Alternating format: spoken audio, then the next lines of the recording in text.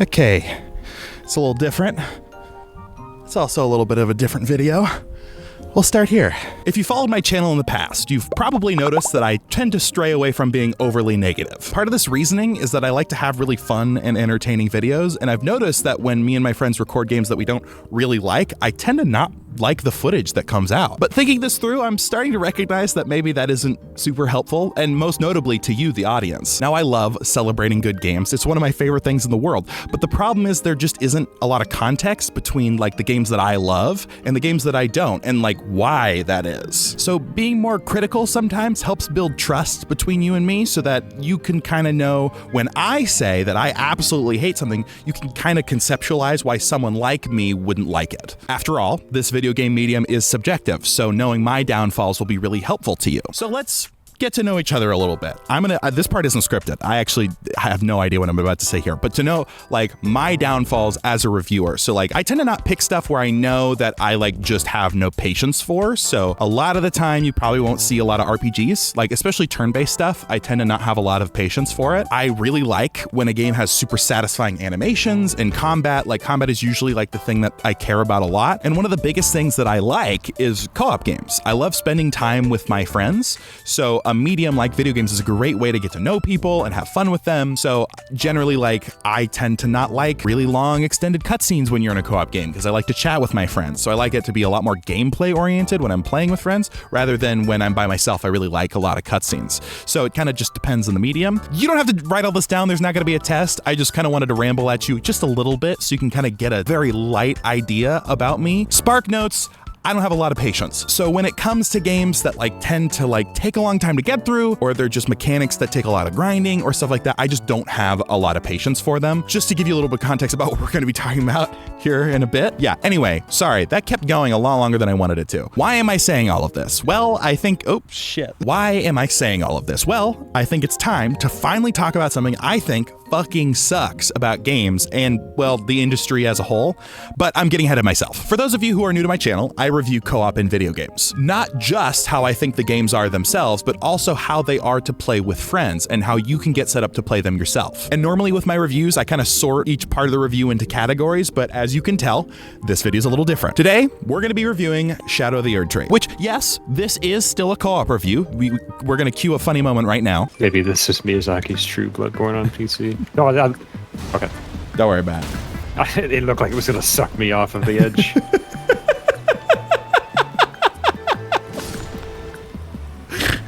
I had it off of the edge. I'm not going to explain why that was funny.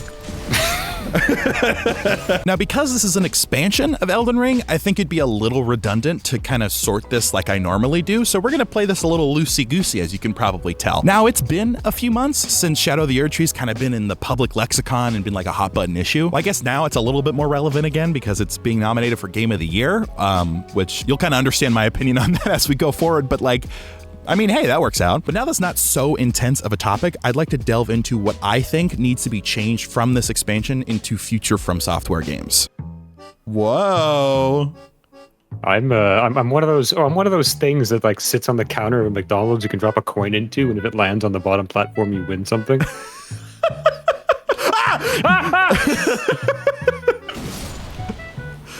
This isn't like McDonald's. I don't know. That's pretty like McDonald's. That is true. You're absolutely right. When the demons attack. The demons always hunt me when I'm at McDonald's. The McDemons. McDemons. Jesus! The McDemons have returned! You've probably noticed that I've been avoiding the main topic of my critique, right?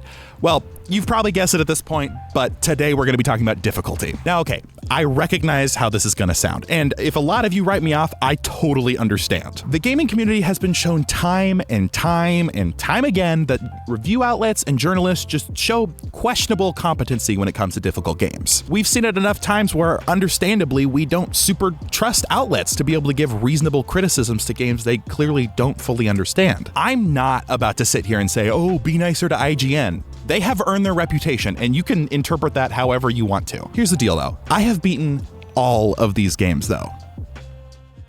Yeah, I'm a bit of a gamer. And now, I'm not gonna imply that these games are easy. Well, Not most of them anyway. Each of these were challenging, took a ton of time to get through, and most importantly, were fun as hell. Me and my friend Jared from my other videos have played FromSoft games and any other games that kind of try to capture that magic for the better part of a decade, and we love them. Nope, it's a ghost. Well, Rue. From the Hunger Games? Yeah. Is she the one that dies? Oh, yeah. And he's...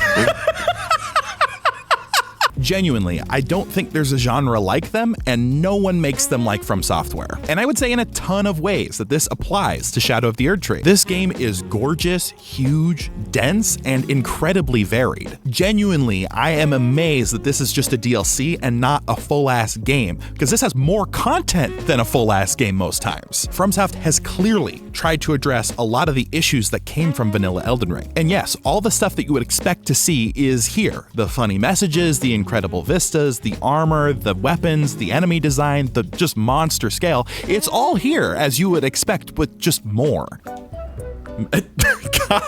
damn it. Does it say message? It does say message. Never change Souls community. That's really good. But one particular improvement that I'm like super excited about is that the dungeons feel way more unique than they did in the original game. If you remember my last video, I criticized the copy and paste dungeons from the original game, but it seems like FromSoft like really heard the community and decided to change it for this DLC. Genuinely, they each feel like their own place now with unique visuals and level design. It's pretty incredible what they've been able to pull off here. You didn't die? No. Trust the messages. Okay. Always trust the messages. What do you mean always trust the messages? The messages were the voices, they were telling me to jump, man. I've always trust the voices. They've never led me astray. Never.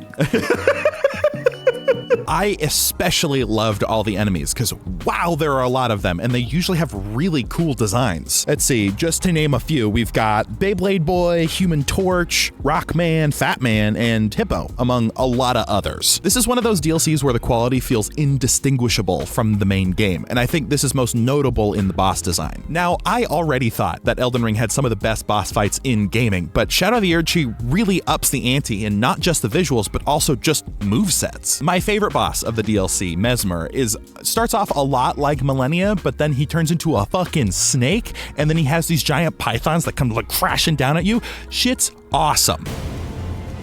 Oh, oh God damn it. No. I'm frustrated, but not anybody but myself. I'm like looking at my hands like, well, how did I do this before? Will you try your other sword? That's lame. Why would I change my strategy? You're right. Outside of Mesmer, though, we've got Rolana, the Dancing Lion, Scadutree Avatar, Romina, Bale, Midra. Shit is crazy with this DLC, and it's super fun. Just the visual design alone of these boss fights is something to be fucking studied. Like, look at how cool these are. Yet again, it feels like FromSoft is elevating themselves to a new level when designing these kinds of fights. But this is also what makes what I'm about to say that much more difficult. I didn't like Shadow of the Erdtree, at least most of the time, which like fucking sucks to say because it's truly a massive achievement of what FromSoft has been able to pull off. And yes, I moved inside. It's cold out there, but I've got to be honest. I think that its difficulty's bad. Now, let me be clear. I'm not saying that it's too hard. I'm just saying that its approach to difficulty is really not fun. You feeling like you need more Estus, or are you good? I'll die or I won't. I don't think it's a matter of having Estus. Nihilist Jared has returned. I'm a realist, Grant. There's a very subtle difference. In preparation for this video, I've talked to a bunch of different people trying to nail down what I think about this expansion's difficulty. And as it turns out, trying to like define what difficulty actually even is in the context of video games is like really quite difficult. There is an entire Donkey video on this topic that I think is excellent. I'll put it in the top right. That's the top left. I'll put it in the top right for you to watch after this video. I'm gonna try my best not to retrace his steps here. So we'll start with this. I think there are two kinds of difficulty, one of which I think is really interesting, challenging, and most importantly, all about balance, while the other can feel like an afterthought and can be a cheap way to inflate how long something takes. For simplicity's sake, I'm gonna call them design difficulty and math difficulty respectively. It's my belief that Shadow of the Erdtree took the latter of the two options. But okay, let's take a step back. What do I actually mean when I'm talking about designed and math difficulty? Given that I've entirely made this up definitely take this with a grain of salt, but we'll see if I can make this make sense. Have you ever been playing a game where you're fighting something and then you just go, the fuck? Is this still going? I've been shooting this guy for like an hour and he's still not dead. And then you have to like blink or scratch your face or something and then oops, you're dead. And now you get to do it all over again, fucker. These kinds of fights are almost always super tedious, but not because it's got lots of difficult to master moves. It's more like an endurance run where you have to jump through a bunch of hoops and one tiny slip up can cost you the game. Games like Destiny 2, The Division, Borderlands, the more recent Assassin's Creed games, MMOs, pretty much anything with a leveling system struggles with this. Essentially what these games are doing to make things more difficult is simply by multiplying numbers. Multiplying health numbers and damage numbers and doing like the exact opposite to the player stats. You've actually seen this before if you've ever opened a game that asks you what difficulty you'd like to play on. Not all the time, but the vast majority of the time when you open up a game and it asks you what you want the difficulty to be, it will artificially adjust how much health everything has and how much damage is done, which sometimes this can be super helpful. Stealth games really benefit from this because higher damage numbers and higher health numbers really incentivize the player to be creative with how they're being all sneaky like. Nakey Jakey talks about it in his stealth video citing Anthony Birch. Again, another really great video, watch it after this video. But in a lot of other cases, this can feel super cheap to me. I think the biggest problem for me when it comes to these difficulty settings is I tend to go, what will I have more fun with, you know? Like if I'm playing Uncharted, for instance, am I really gonna care that I like overcame a really difficult challenge? Or am I just excited to see like the next like set piece and just be a part of the story? It's really like, I'm not really the kind of person to like seek out a challenge where a game doesn't really make that a priority in the design. So I'm constantly thinking about like, how much should everything have? Donkey talks about this in his video. Like if you're to set a game to the highest difficulty, dying to something where it feels like they have the power of the sun in the palm of their hands, like it feels like I can't do anything about it. And that feels really shitty and lame. That's cool. Tree. If only I had a giant butthole. All right. Thanks, Dark Souls community. What could it mean? Now, I recognize I'm in the minority here. I don't expect people to like be on the same page as me here. I am the kind of person like, unless it's a game that's like meant to be challenging, I tend to just put it on normal. I want to like play it the way like games are like designed to be played. So like some games tell you, so like Halo will tell you that heroic is the way to play it. I'll play it there. But again, the question I'm asking myself, will I have more fun if I overcome more difficult challenges, or will I just be more frustrated? I personally tend to get more frustrated, so it's just not worth it to me. I can do it. I'm not like horrible. It's just like, do I want to spend my time doing that? On the flip side though, we have design difficulty. This difficulty usually shows up in games that don't have difficulty settings. So in other words, you can adjust how much health or damage anything has. Games from like Nintendo or FromSoftware, or like any game that's like trying to be challenging, generally doesn't have difficulty settings because they're trying to promote skill growth. These games thrive off of the like tough but fair rules. Of course, like not all of them. Some of them are just meant to be sort of challenging like Nintendo games, but like FromSoftware for sure. FromSoftware in particular is a huge champion for games designed like this. The difficulty is not about enduring an hour of the same 3 moves. It's about mastering movesets and mastering your own moveset so you can create your own opening for dealing damage. This usually requires attempt after attempt after attempt. Then all of a sudden you have this amazing moment where it clicks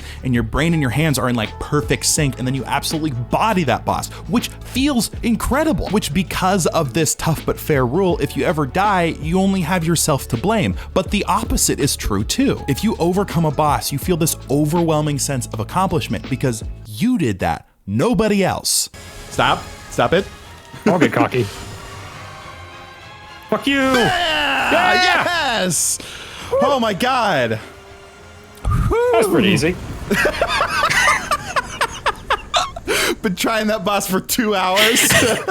You're able to feel satisfied because you grew and changed and got better. The games that feel like that for me are Dark Souls 3, Cuphead, Bloodborne, Monster Hunter World, Sekiro, and of course, Elden Ring. Do you notice a pattern here? Most of the games that I think are excellent in design difficulty are from FromSoftware. And this is by no means an accident. FromSoftware has been a huge leader for change in the games industry, and largely for the better. They've been showing the world that challenging games don't have to be about pissing you off. They can be about accomplishment. Now, if you've ever played a FromSoftware game, you know that balance has always kind of been something that they've struggled with, whether that's completely bullshit weapons that you can get early on to gank low-level people in Dark Souls 3, the completely overpowered shotguns in Armored Core, or how magic just tends to be seen as the easy mode for Dark Souls 1. But here's the big thing.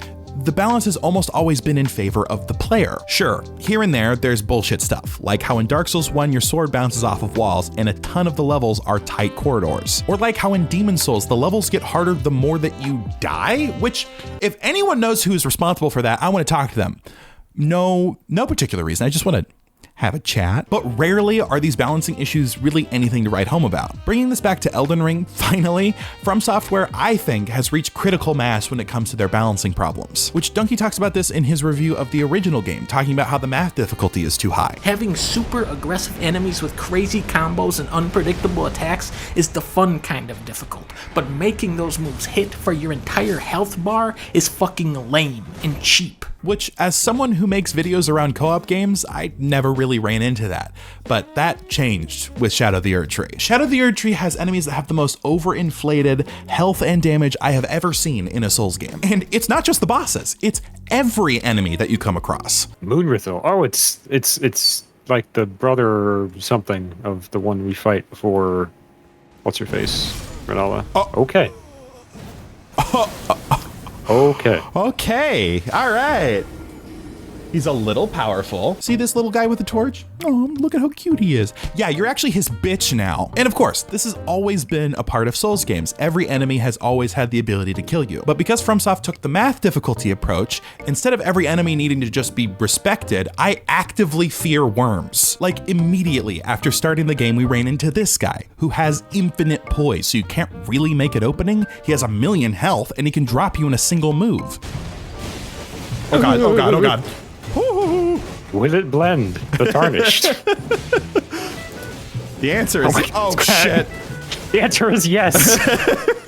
Another part of this, though, is that Shadow of the Erdtree also uses design difficulty, so both methods are used in conjunction with each other. It would be one thing if Mr. Beyblade here could one-shot you, but it was super well telegraphed so you could easily dodge it, or if he had crazy movesets, but you could tank a couple hits. But no, you get both. And for people that go out there for any kind of challenge possible, like the people that do no-hit runs with bananas, I'm sure this was fantastic. But in contrast with the original game, it honestly feels kind of lazy to me, especially when there are some enemies that are really easy to kill, but take a fuck ton of time to kill for no discernible reason. For example, you'll frequently see these big torch enemies. And yes, you can get killed by these guys in just a couple hits, so you gotta be careful. But dude, at no point during our entire playthrough did it take any less time to take these guys down. It's the most mind-numbing, repetitive, time-consuming enemy in the game. This footage is sped up and it's still taking a ridiculous amount of time for this guy to die. And I do want to address my shortcomings. I played this game in co-op, and which you don't have to tell me, I know. But what's wild to me is that in this case, it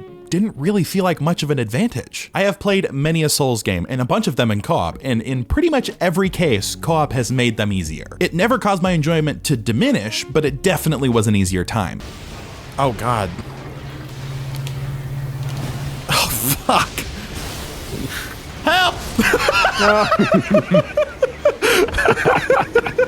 Again, not to say easy, but definitely easier. I'm not going out and summoning the best people. I'm playing through it with one friend start to finish. But with Shadow of the Erdtree, I actually felt like the opposite was true. Many times we would run into issues where having more summons actively made the game more difficult because health and damage is scaled depending on how many summons you have in your game. This most notably happened with the final boss, which I won't spoil, but we got to the point where every tiny little advantage we could get, we took, which in this case meant respecking into builds we don't really like, but it was just more effective. This is something we haven't needed to do since millennia, which even then it didn't feel nearly as necessary as this fight. For me, it really sucks the fun out of a fight if I need to use a correct build in order to get through it. It is kind of lame that the final boss just rendered a lot of different moves just irrelevant. Yeah, because fast weapons, you don't ever get a chance to do more than one attack, so they were just worse. You'll do one attack every 120 seconds. It may as well be a big one. Oh, don't forget your physics. I forgot last time. Right, that'll make a difference. I can't tell if you're being sarcastic or not. Let's find out. Pair this with how quickly enemies move and change targets, it ends up being more challenging and less predictable when having somebody else with you. And I think this is likely due to a higher emphasis on math difficulty. In previous games, you could tank the odd hit that you didn't expect because of an aggro swap, but this is not the case in Shadow of the Erdtree. Many times I have gotten one shot from an attack I didn't think was even targeting me. Sometimes that would be because I'm an idiot, I'll be fair. But a huge contributing factor is that most bosses have incredibly quick and complicated movesets that can swap targets, sometimes even several times in a moveset. And I'm not saying this is a bad thing, I actually think it's fucking awesome. Like I've already said, the boss design in this DLC is top tier. There's such intentionality to each boss and how they move. It's genuinely a delight to see what each new boss has to offer. God, this is cool. So cool. I want that. We're just when I think I'm out, they boom me back in. They drag me back in, kicking and screaming. But again, when you pair math and design difficulty together, you run into some serious problems when you want to run with a friend or two. Of course, this isn't always the case, but I did notice it be more of a downside than an upside in this case. Now, Elden Ring has really great design, which I figure was probably created in direct response to earlier FromSoft games. Traditionally in a Souls game, when you reach a boss fight, there generally isn't really another way to go. Maybe there's a couple items you missed here and there, but ultimately the game just says, fucking deal with it. The only thing standing in the way of progression is your own skill at fighting the particular boss in front of you. While this design is definitely fun for a hardcore experience, Elden Ring on the other hand says, oh, you're having a hard time with that one boss fight? Here's 300,000 different places to go. And this works wonders, as it allows more experienced players to just bulldoze right through, but it also doesn't forget the new players, whom this might be their first game in the genre. I'd say this is kind of the perfect way to settle the debate about if these games should have difficulty settings, because you can decide how hard you want to make it on yourself. Like, yeah, you could fight the tree sentinel right when you see him, like a fucking insane man, or you could go around him, level up some, go see some dungeons, get some better gear, and then come back to fight him. The absolute biggest problem with this DLC is that there's nowhere else to go to prepare, despite it feeling like there is. Every single enemy, big or small, significant or insignificant, worm or not worm, will absolutely destroy you. There's this one part where there's a poison swamp type beat, and there are these centipede enemies that we've seen before from vanilla Elden Ring. But thanks to this inflated difficulty, their projectile move that shoots out a bunch of tiny needles that's already decently hard to dodge when you aren't slowed down by a poison swamp will one-shot you. There are tons of these guys in this area, making it a flip of the coin if you're even able to get through it. It's incredibly frustrating because I want to be able to have fun exploring, but I feel like I'm being punished for trying. It's so punishing that I actively avoided exploring the open world. This is a fatal blow for a game that is wholly reliant on its open world design. Well, would you like help with those guys, or do you just want to fucking blast through this area? I mean, if they don't drop anything, I don't care. They did not drop anything. Yeah, I don't care. All right. Man, that's my favorite part of these games, about how all I want to do is skip past everything. I think that's a really good sign. At least in vanilla Elden Ring, like, some of the enemies, yes, were difficult, but like, it was still relatively forgiving. Like, if you had killed a bunch of them, you get a bunch of Estus back. They weren't the craziest, most difficult enemies in the world, and I think this was done on purpose, because on some level, they don't want the open world to be so punishing, because then you wouldn't want to explore it. I would think you'd want to leave the punishing and like the difficulty to the more linear segments or for the boss fights, but that's not the case here. Suddenly, all the great things about the original's open world just evaporates and is just a backdrop for your suffering, because you're effectively railroaded into going the right way because you can't effectively kill anything else anywhere else. Which this isn't even talking about how fucking empty the map is. Like, dude, what the fuck actually happened? So many times I would try my best to go off the beaten path only to be rewarded with literally actually nothing. I mean, maybe sometimes I would be met with a group of random animals, like maybe an item, and very rarely an actual dungeon. So many times I would find massive parts of the map that were just almost entirely empty. You found a secret? Potentially. Or maybe just a random cliff edge for no reason. Okay, there is nothing here. Cool. There's nothing to gasp at, Jared. He can't stop. Nothing. Really? These owls mean something, unlikely. Why do they keep doing that? They keep adding big zones that have nothing in it. Yep, there's just Owl Cave. All right. I guess if you need owls, that's where you go. It feels so backwards for this to be the same people that give us such a flawless open world to then come back and give us something like this. If getting around the map is such a death march, and even if I do kill the enemies defending an area only to find nothing, why the fuck would I want to go exploring next time? It's just so much more of a greater effort in this DLC to get anywhere or do anything. Yeah. I fought through 65 enemies that could one-shot me off of that. Like, I'm gonna be honest, a lot of this is just huge because it's big, and that's also not making me want to explore it too much because there often isn't something. You should make a review about this DLC. I should make a review about this game. Now, I realize I'm being really harsh, and I want to be super, super clear. This is not out of hate for the game or its developer. Even with the state of the DLC around launch time, it's still leagues better than so many games. Believe me, it's really not fun to go in on this game because I actually fucking love it. I love the developers that make it, I love the community around it, and I love the memories I get to make with my friends while playing it. Like with Rockstar, Naughty Dog, or Nintendo, nobody does it like FromSoftware. These guys deserve all the kisses from all of the people. They make truly incredible pieces of art. Undoubtedly, they worked crazy hours, and the fact that the devs put so much time and effort into this for us gamers who probably don't deserve it, they are saints. All devs should go to heaven. Yeah, that should be the spell. The answer is I'm bad, Jared. I didn't even see what was happening. Now, I'm aware that after everything that I've said, I totally get that I would be on the bad side of a ton of people. I know there's probably plenty of reason to discount me, that I might not be good, or that I'm playing in co-op, or that I should just get more Scadutree Fragments and stop complaining, which first of all, I get you. I ain't about to say that I'm a god among gamers. But also, secondly, that brings me to another problem I've been having with this whole situation. Back when this DLC launched, there was a lot of discourse around the game's difficulty, obviously. But what was most concerning is that a lot of people shifted the rhetoric from get good to get more Scadutree Fragments, which I have like big beef with because that's like not even all that true. Also, I know it's pronounced shadow, but henceforth it will be called Skadoo. That's the skeleton of an omen. Oh, that's a Scadutree Fragment for sure. Nope. All right, it's the shitty one. Garbage. Apparently Skadoo, it's supposed to be pronounced Shadow Tree Fragment. I don't believe them. It's Skadoo. Apparently it's Old Gaelic or something like that. Okay. It's Skadoo. They're a Japanese studio. Yeah, it's true. Skadoo is much more of a Japanese type word than shadow. Yeah.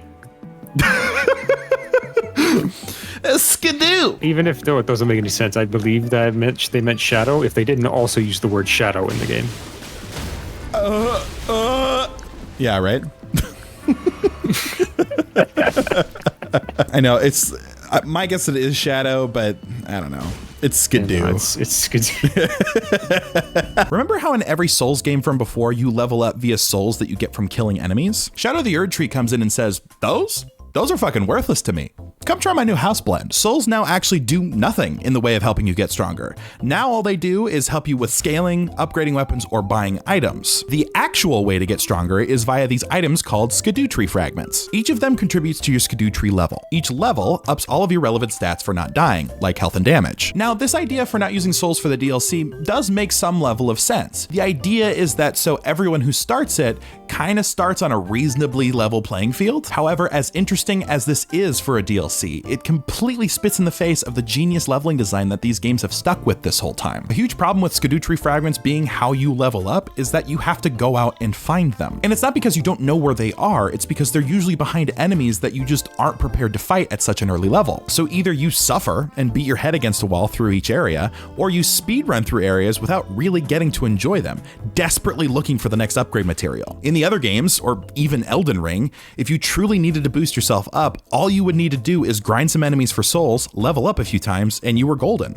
But that's just not the case here. And this isn't even talking about how Scadutree Fragments end up not mattering after a certain point. Take a look at this graph. As you can see around level 12, you start to get diminishing returns on each level. And what's shitty is that the higher level that you are, the more fragments that you need to get to the next level. And now this is kind of talking about how it felt during launch, so this could have gotten evened out since, but from what I've been hearing about online, it's relatively similar. But only kind of during the middle of our playthrough did I really seem to notice the benefits of using the fragments. It was around that time where we felt like we were having a normal challenging experience. But once we hit the late game, the fragments just couldn't keep up with the amount of damage being dealt by the later stage bosses, and we had collected all of them by that point. I think what's most frustrating about all of this though is how impossible it's felt to be able to have like a level-headed conversation about this just because of how intense the topic has been. Like, I totally understand how I probably sound, like a whiny baby bitch boy who doesn't like losing and wants to blame the game. But remember, I've beaten these games. and I really enjoyed them. And again, I absolutely get how most people would want to write off this kind of criticism,